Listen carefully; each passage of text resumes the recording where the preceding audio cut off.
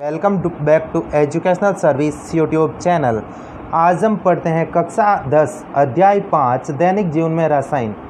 यानी इसके वीडियो का पहला भाग हमने अपलोड कर दिया था जिसमें हमने पढ़ा था अम्ल, सार और लवण के जो गुण। ठीक है, अब बात करते हैं हम इसमें जो अलग अलग परिभाषाएं हैं, यानी अम्ल और सार की अलग अलग परिभाषाएं जो अलग अलग वैज्ञानिकों द्वारा दी गई है, उस परिभाषाओं के बारे में अध्ययन करेंगे। यानी अलग अलग वैज्ञानिकों ने इसके बारे में क्या कहा था। इससे पहले हमने अम्ल, सार और लवण पढ़ लिया है। वो वीडियो आपने अभी तक नहीं देखा है तो चैनल पर जाकर उस वीडियो को देख लीजिए।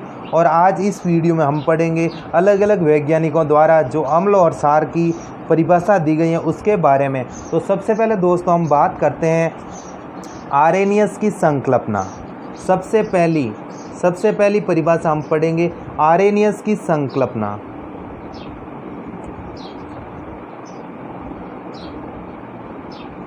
आरेनियस की संकल्पना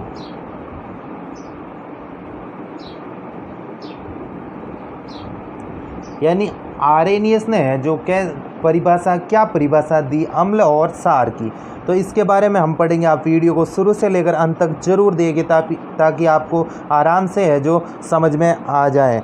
तो अम्ल व सार की परिभाषा सर्वप्रथम यानी 1887 ईस्वी में आरेनियस द्वारा इस प्रकार दी गई थी। तो देखिए, यानी ये सर्वप्रथम 1887 ईस्वी में आरेनियस ने इसकी परिभाषा दी थी। कब दी थी? 1887 ईस्वी में। ठीक है, तो आरेनियस ने क्या कहा था?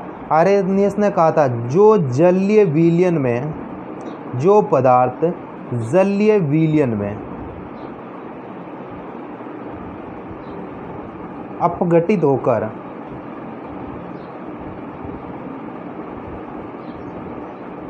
H+ आयन देते हैं, यानी जो पदार्थ जलीय विलयन में अपघटित होकर H+ आयन देते हैं उसे क्या कहते हैं? अम्ल कहते हैं।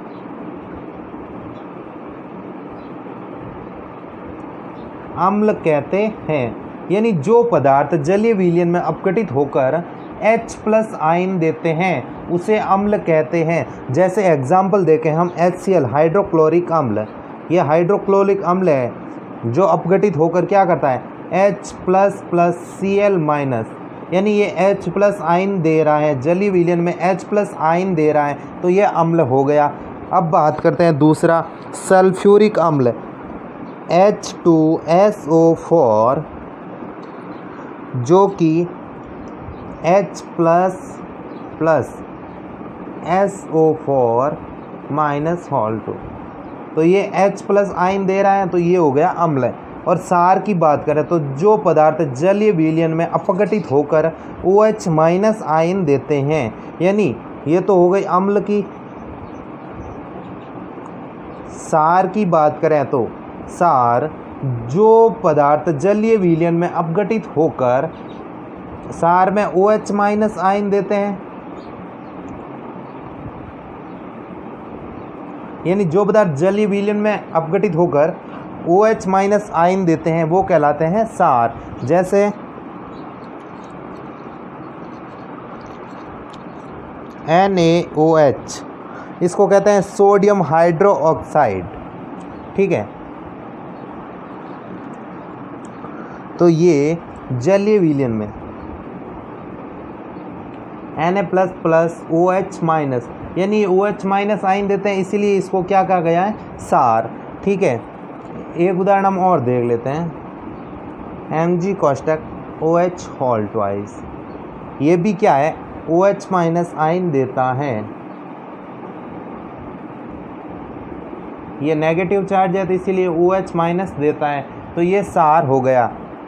अब प्रबल अम्ल या प्रबल सार की बात करें हम, आरेनियस ने इसके बारे में क्या कहा था? प्रबल अम्ल या सार, इसकी परिभाषा देखें तो यानी वे अम्ल या सार, वे अम्ल या सार यानी वे अम्ल या सार जो जल में पूर्णतः आयनित हो जाते हैं। जो जल में पूर्णतः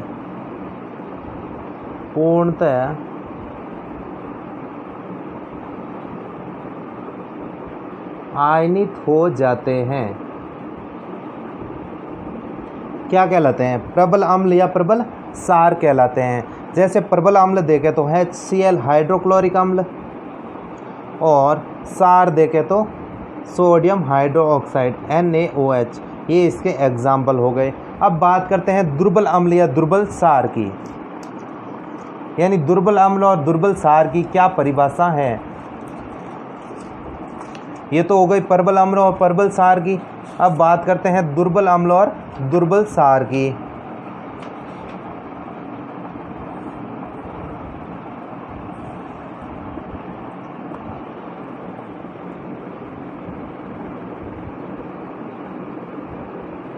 दुर्बल अम्ल या सार, दुर्बल अम्ल या दुर्बल सार, यानी वे अम्ल या सार जो जल में पूर्णतः आयनित नहीं होते हैं, यानी इसको हम लिख सकते हैं कि वे अम्ल या सार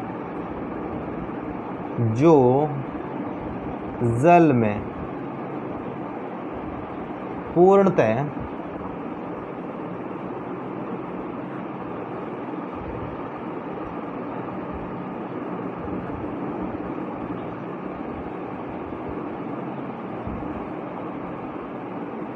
यानी वे अम्ल या सार जो जल में पूर्णतः आयनित नहीं होते हैं, क्या कहलाते हैं? दुर्बल अम्ल या दुर्बल सार।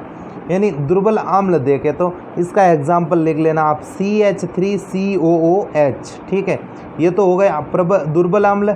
और अब दुर्बल सार का एग्जाम्पल देखें तो NH4OH, ये आप इसमें लिख दीजिए दुर्बल सार, ठीक है। अब इसके बाद एक और वैज्ञानिक था, ब्रास्टेड लोरी की संकल्पना, यानी इसके बाद हम सेकंड देखते हैं, ब्रास्टेड लोरी की संकल्पना।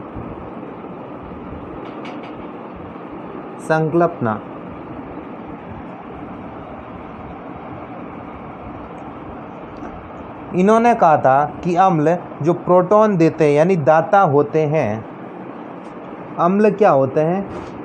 ब्रास्टेड लोरी ने कहा था कि अम्ल प्रोटॉन दाता होते हैं।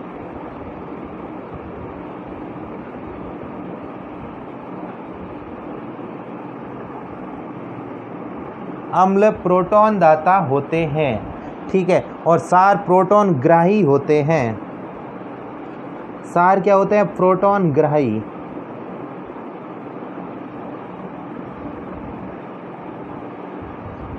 यानी प्रोटॉन सार जो है जो प्रोटॉन ग्राही है, जबकि अम्ल है जो प्रोटॉन दाता है। यानी अम्ल प्रोटॉन देता है जबकि सार प्रोटॉन को लेता है। जैसे एक हम समीकरण लिखते हैं, HCl plus H2O Cl minus plus H3O,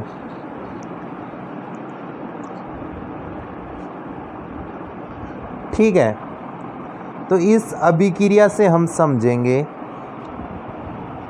यानी HCl अम्ल है, ये एक प्रोटॉन दाता है, तो ये प्रोटॉन को देता है, यहाँ से एक प्रोटॉन देता है, जबकि H2O प्रोटॉन लेता है। H2O ये प्रोटॉन, HCl प्रोटॉन देता है, ये प्रोटॉन ग्रहण करता है इससे H3O से, ठीक है, यहाँ से ये प्रोटॉन लेता है,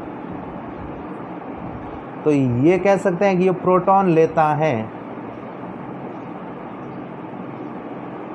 यहाँ H2O था, ये H3O हो गया, यानी यहाँ से इसने एक प्रोटॉन है जो ग्रहण किया है, जबकि HCl ने एक प्रोटॉन दिया है, तो ये नेगेटिव चार्ज लगा है इस पर। तो क्या हुआ? नेगेटिव चार्ज जब लगता है जब प्रोटॉन देते हैं, यानी यहाँ से प्रोटॉन को त्यागा गया Cl ने एक प्रोटॉन त्यागा है, और H3O ने एक प्रोटॉन ग्रहण किया है H2O से, तो ये तो प्रोटॉन ले लिया और ये प्रोटॉन दे दिया, तो यहाँ पर लिख सकते हैं ये प्रोटॉन दाता, यहाँ से प्रोटॉन देता है। और ये प्रोटॉन लेता है। तो आशा करता हूँ दोस्तों ये आपको अच्छे से समझ में आ रहा होगा। तो ये तो ब्रास्टेड लोरी की संकल्पना थी। अब अगली हम बात करते हैं तो आती है हमारी लुईस की संकल्पना। अगली कौन सी आती है? अगली आती है हमारे लुईस की संकल्पना, यानी लुईस ने कैसी संकल्पना दी थी और क्या कहा था लुईस ने।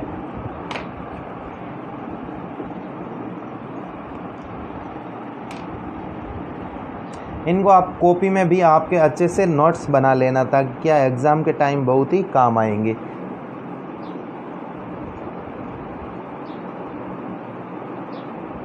लुईस की संकल्पना, लुईस ने कहा था अम्ल जो होते हैं वो क्या करते हैं? इलेक्ट्रॉन को ग्रहण करते हैं, यानी इलेक्ट्रॉन ग्राही होते हैं। अम्ल इलेक्ट्रॉन ग्राही होते हैं, जबकि क्षार इलेक्ट्रॉन दाता होते हैं।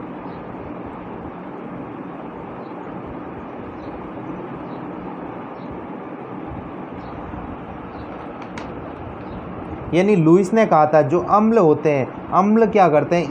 इलेक्ट्रॉन को ग्रहण करते हैं, ये इलेक्ट्रॉन ग्राही होते हैं। जबकि क्षार होते हैं जो इलेक्ट्रॉन देते हैं, इलेक्ट्रॉन का त्याग करते हैं। तो ये क्या होते हैं? इलेक्ट्रॉन दाता होते हैं। ठीक है, तो ये लुईस ने कहा था। तो इसके एग्जाम्पल देखें हम अम्ल के, तो आप क्या आ जाता है? BF3 AlCl3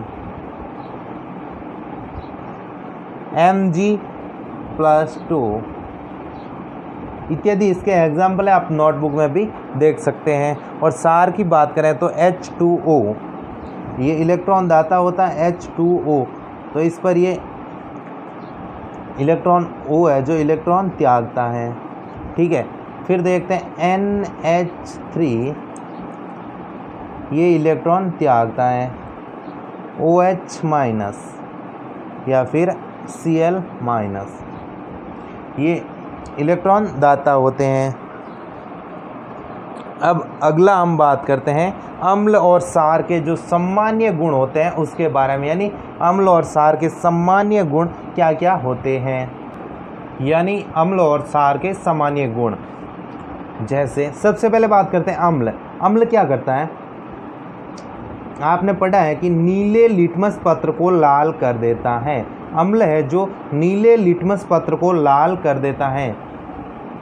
यानी जब अम्ल का लिटमस पत्र का परीक्षण किया जाए तो ये है जो नीले लिटमस पत्र को लाल कर देता है, और क्षार ये लाल लिटमस पत्र को नीला कर देता है।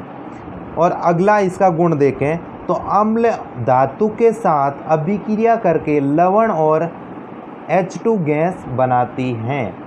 यानी अम्ल है जो धातु के साथ क्रिया करके H2 गैस बनाती है। जैसे एग्जाम्पल देखें हम H2SO4 + Zn, ये एक अम्ल है और ये एक धातु है, तो ये दोनों आपस में क्रिया करके लवण प्लस H2 गैस बनाती हैं, H2 गैस छोड़ती हैं। और जबकि सभी धातुओं की क्षारों के साथ अभिक्रिया में H2 गैस नहीं बनती है। और थर्ड की बात करें, थर्ड देखें हम, इसमें है जो अम्ल धातु ऑक्साइड की, यहाँ पर तो धातु के साथ अभिक्रिया की थी, लेकिन यहाँ पर धातु ऑक्साइड के साथ क्रिया करके लवण और जल बनाती हैं। ये आप कॉपी में लिख लेना और अच्छे से याद रखना, एग्जाम में पूछा जा सकता है। यानी अम्ल प्लस धातु ऑक्साइड की अभिक्रिया से लवण प्लस जल बनता है। जैसे एग्जाम्पल देखें तो हम 2HCl + CuO, तो इसकी अभिक्रिया से CuCl2 लवण प्लस H2O यानी जल बनता है। और क्षार है जो अधातु ऑक्साइड के साथ क्रिया करके लवण प्लस जल बनाता है। इसकी प्रकृति अम्लीय होती है जबकि इसकी प्रकृति क्षारीय होती है। जैसे CaOH whole twice CO2, ये मिलकर क्या बनाते हैं? CaCO3 प्लस H2O, यानी ये जल का निर्माण हुआ, ये लवण हो गया। इसकी प्रकृति कैसी होती है? अम्लीय। ये अम्लीय प्रकृति का होता है और ये क्षारीय प्रकृति का। ठीक है, तो चौथा गुण हम बात करते हैं चौथे गुण की। इसमें लिखा है कि सभी अम्ल, यानी सभी अम्ल तथा क्षार जिसका जलीय विलयन विद्युत का सुचालक होता है, यानी अम्ल और क्षार के जलीय विलयन में विद्युत का सुचालक होता है। ये इन दोनों का जो जलीय विलयन होता है वो विद्युत का सुचालक होता है। ठीक है, नेक्स्ट हम पांचवा पॉइंट की बात करें तो ये है जो अम्ल प्लस अम्ल और क्षार आपस में अभिक्रिया करके लवण प्लस जल बनाते हैं, और ये इसकी प्रक्रिया है जो क्या कहलाती है? उदासीनीकरण की प्रक्रिया कहलाती है, जो अपने पिछले वीडियो में पढ़ा था। उदासीनीकरण,